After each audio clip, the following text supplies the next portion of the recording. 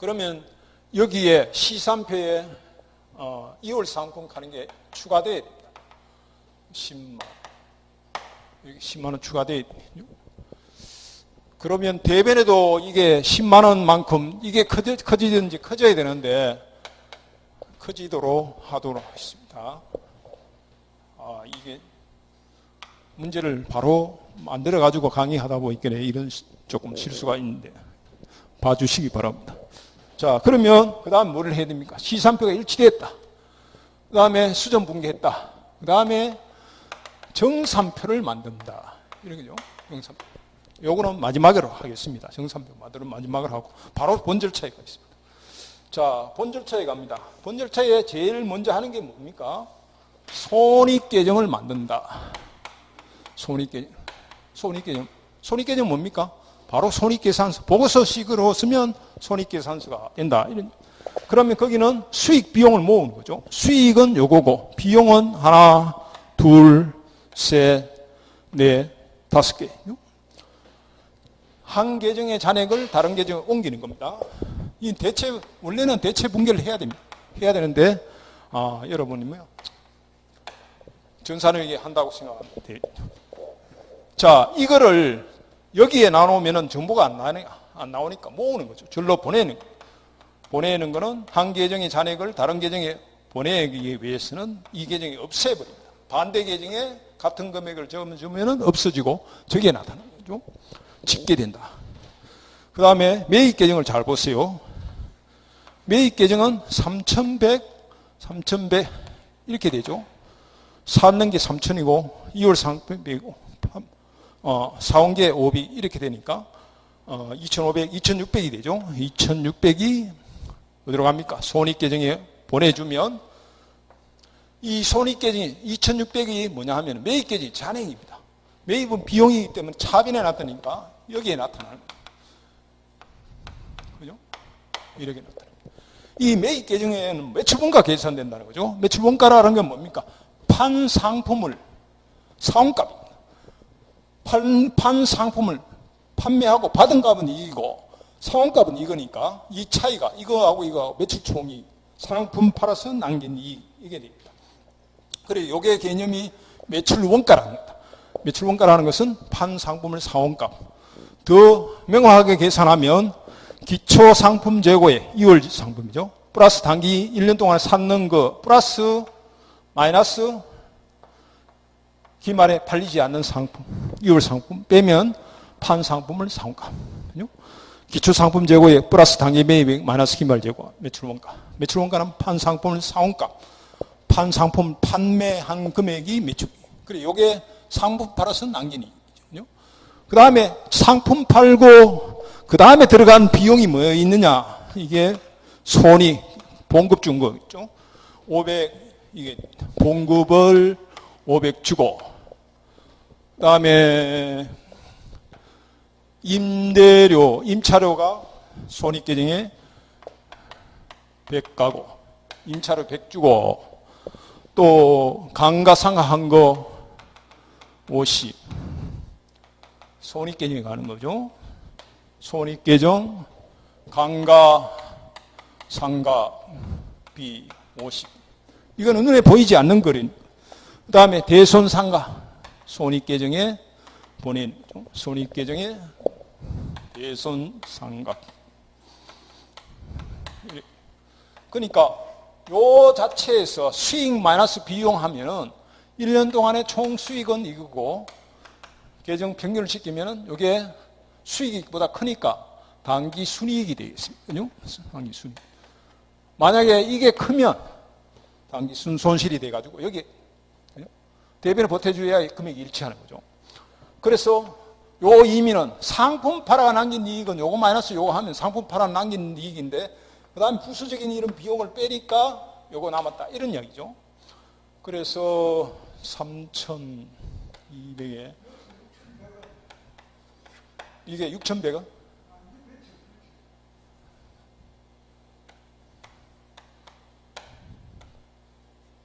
이거 계산 이건 정확하지 않습니다. 단기 순이익이 2,600입니다. 그러니까 처음에 본 절차에 들어와가지고 가장 먼저 하는 게 손익계정을 만듭니다. 그러면은 두 번째 손익계정의 잔액 이게 있죠. 어디로 보내야 되느냐 하면 이게 대변 잔액이죠. 대변이 크기 때문에 자본금 계정에 옮길 때 대변에 옮깁니다. 2650 대변에 12월 31일 날. 그럼 남은 게 뭐가 남았냐? 사삼부채 자본만 남았잖아요.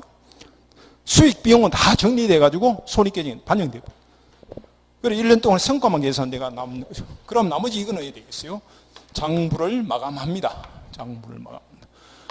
장부 마감 방법은 차기월 같은 금액을 계정 계산한 금액을 차기월 시켜주고 다음 회계 첫날짜 계정 계산 다음 회계 연도 계정 계산을 하기 위해서 정기월 이렇게 해주면 됩니다. 외상 매출금 마찬가지입니다. 차기월 12월 31일 1월 1일 날 정기월 이렇게 하면 되죠. 모든 자산에 대해서 또 마찬가지입니다. 차기월 건물은 정기월 되는 게 그대로 차기월 가고 또 다음 연도 정기월 가는 거죠. 그 다음에 비품도 차기월 천, 정기월 천 그대로 가는 거. 그 다음에 2월 상품도 기말에 남은 것이 차기월 가죠. 정기월 이렇게 가는 거죠.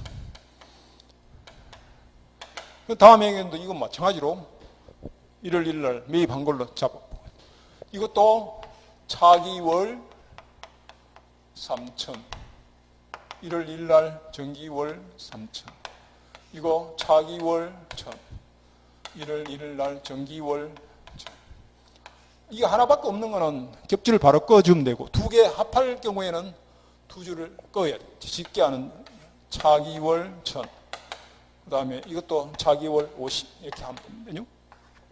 자, 그 다음에 마지막에 2월 시산표를 만든다 이랬죠. 2월 시산표는 뭐라고요? 차기월을 전부 모으는 거죠. 왜 차기월을 모읍니까? 보고서 만들기 위함입니다. 그러면은 현금이 차기월에 5,400, 비품, 건물, 외상매출금, 그 다음에 외상매입금, 그 다음에 차입금, 자본금. 이래 차기월 전부 모은 거죠. 그 다음에 여기 감가상각비, 감가상각, 건물 감가상각 중단금, 대손 중단금, 이게 오는 거죠. 중단금, 이렇게 오죠. 그래서 금액을 짓게 하면은, 건물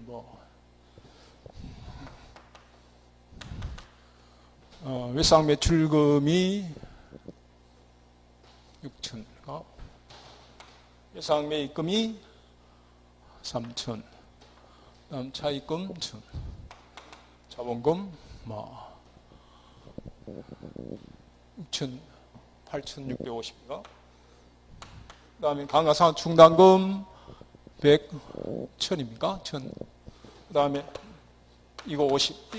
그래서 이 금액 합해 일치돼야 됩니다. 만약에 일치되지 않으면 자기가 틀렸구나, 뭐가 잘못했구나 이걸 알아야 되는 거죠. 자, 그 다음에 이제 보고서 만드는 거죠.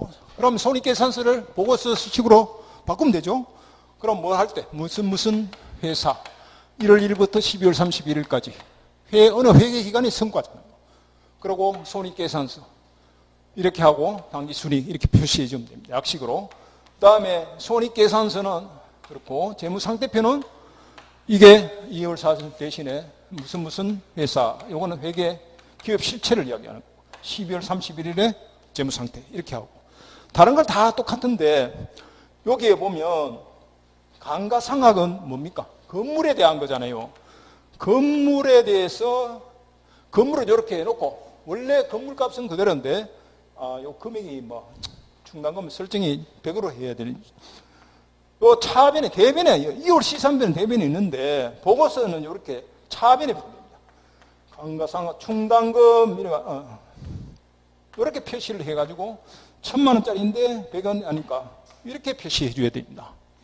그리고 외상매출금도 보세요. 외상매출금 받을 게 6,000원인데 여기에 못 받을 금액에 대해서 차변에 이거 대변에 있는 거죠. 대손 중단금.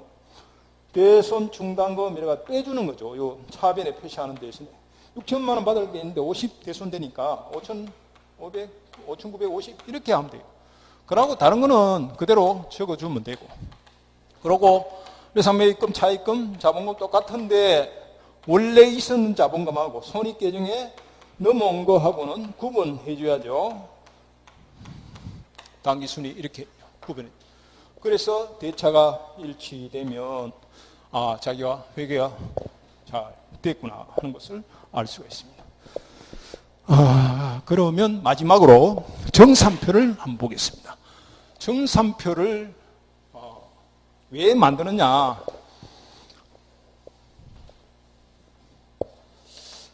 사실 이게 굉장히 중요한데 여러분 보고서 이 내용이 그대로 가공되어 간다는 거 이거 생각하면 대로 되죠. 시산표에서 이거 그죠? 요게 밑에 게 손익계산서가 가지고 손익계정을 만들어지잖아요.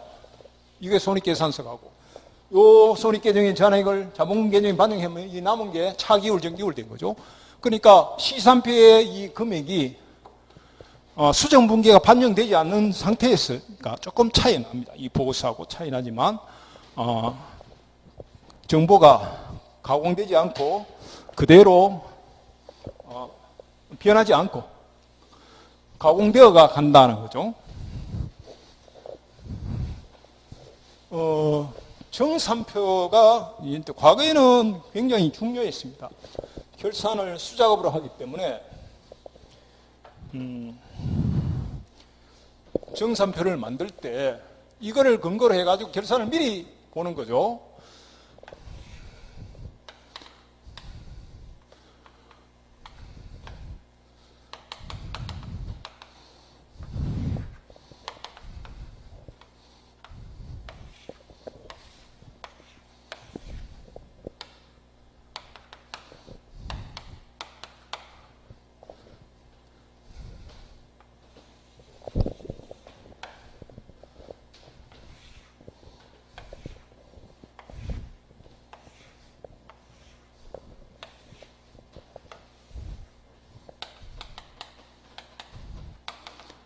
자, 결산의 전 과정을 한눈으로 한 표로 나타냅니다. 결산의 전 과정을 그대로 나타낸다 이렇게 생각하면 됩니다. 차변, 대변, 차변, 대변 이렇게 되잖아요. 자, 계정 과목의 시산표를 보시면 아까 현금 이거 참 기억을 이렇게 아까하고 좀 다릅니다만은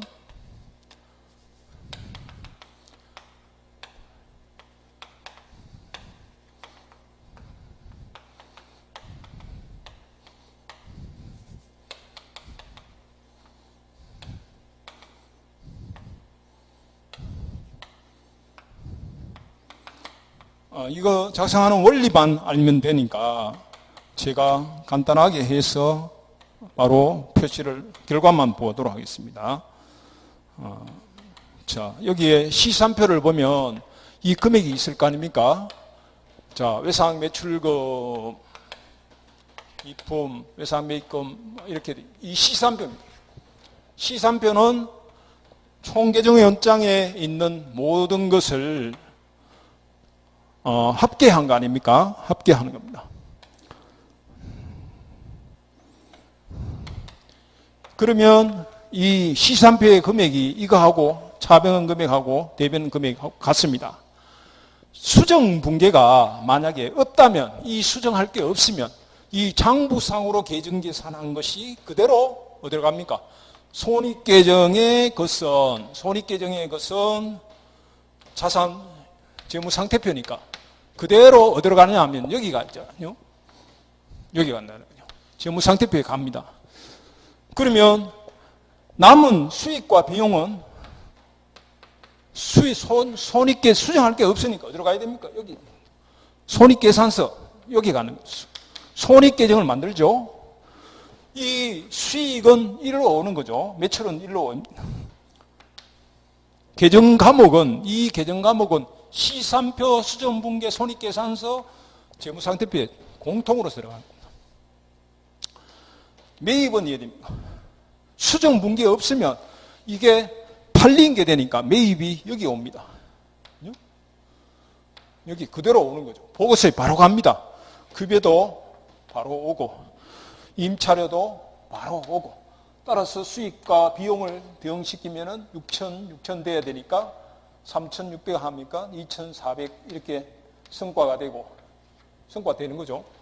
이 성과가 어디로 갑니까? 자본금 계정이 아닙니다. 자본금 계정이 어디 있습니까? 자본금 계정이 여기죠. 이게 자본금 계정이에요. 계정 과목이 여기에 공통으로 가는 자본금 계정이죠. 여기 가니까 자본금이 원래 요게 쭉 가면 여기 오죠. 그런데 이것을 어디로 갑니까? 단기 순이익이니까 자본 계정에 대변에 가야 되잖아요. 대변에 이렇게 더해주면 됩니다. 2,400 같으면 2,400 이렇게. 자, 여기 보세요. 매입이 만약에 요게 수정분계가 없으면 이렇게 가는데 이게 매입 중에서 500이 만약에 안 팔렸다고 생각하면 어떻게 해야 됩니까? 매입이 아니니까 수정분계에서 여기 수정분계죠. 매입 계정의 수정분계가 요겁니다. 매입 계정입니다. 요거는 손익계산서의 매입 계정이거든요. 원래 실거래상의 총계정 원장의 매입 계정인데 수정분계하는 매입 계정에 여기에 매입이 아니기 때문에 500만큼 빼줘야 됩니다. 창고에 남은 건 매입이 아니다. 그러면 이 3천에서 요거 플러스 수정하는 매입 계정 두 개 있죠. 원래 매입 계정에 손익계산서에 이렇게 있는데 수정하는 매입 계정에 금액이 대변에 이렇게 있으면 두 개 합하면 어떻게 되겠어요? 이렇게 되는 거 아니에요? 그죠? 그러면 계정계산하면 잔액이 2,500 됩니다. 그럼 이게 2,500 와요. 그죠? 2,500. 매입이 대변에 500 빼고 2월 상품이 이렇게 있다면 2월 상품 계정이 이렇게 있을 거 아닙니까? 수정분계의 2월 상품 계정에 차변에 500을 플러스 기초재고가 있으면 여기 1에 있을 겁니다. 이 금액은 대변에 이렇게 보태주고 매입 계정에 차변에 보태줍니다. 그러면 매입 계정은 이거 플러스 기초에 있는 거 요거 하고 기말에 있는 거 하고 플러스 마이너스해서 같은 변은 더하고 다른 변은 마이너스해서 금액이 이렇게 매출원가가 올바르게 계산돼가 오는 거죠. 현금 계정이 이렇게 있습니다. 현금에 수정분계 없으면 쭉 가가지고 어디 갔냐? 재무상태표 현금 계정에 그대로 갑니다. 만약에 여기에 금액이 수정할 금액이 뭔가 나타나면 이 계정의 금액하고 이 금액하고 플러스 시키면 다른 변은 빼기를 해야 되니까 이렇게 만약에 여기 2천이 있으면 같은 변은 더하고 다른 변은 이렇게 하니까 6천에서는 7천에 1,000 빼니까 이게 6,000원. 수정분계가 있으면 어떤 계정에 수정분계가 있으면 플러스하고 마이너스하고 가감해서 재무상태표, 대차대표, 자산부채 자본은 여기에 와야 되고 수익과 비용은 여기. 그래서 이게 결산의 전 절차, 예비 절차에 시산표 만들고 수정분계하고 정산표를 만들고 손익계정을 만들고 손익계정의 잔액을 자본계정에 옮기고 손익계정을 다시 보고서식으로 쓰면 손익계산서 그 다음에 2월 시산표는 여기에 되고 2월 시산표를 보고서식으로 쓰면 재무상태표 이렇게 된다는 거죠. 그래서 일단 1단계에서 상기업에 대한 회계 처리, 그 다음에 마지막으로 정산표는 전번 시간에 안 했기 때문에 마지막으로 제가 정리를 했는데 정산표도 결산의 전 과정을 하나하나 합한다고 생각하면 어려운 게 없습니다. 그리고 과거에는 정산표 두고 문제를 결과를 예측하고 보고서를 예측하고 수정하는 것을 수정하고 감사하고 이렇게 다 처리를 했거든요. 지금은 전산 처리에 다 준비되어 있기, 처리가 되기 때문에 아웃풋을 보고 저런 것을 유추할 수 있는 힘이 생겨 회계에 파워가 생기는 겁니다. 그래서 조금 어렵지만 제가 어렵게 설명했지만 저는 마지막으로 제 책이 이제 그 회계 원리 그림이라고 이렇게 만들어 가지고 개념 잡는 데는 이보다 더 쉽게 쓰인 책이 아마 없을 것 같은 생각이 드네요. 그래서 한번 참고를 해봐 주시고 오늘 강의는 일단 여기서 마치도록 하겠습니다. 감사합니다.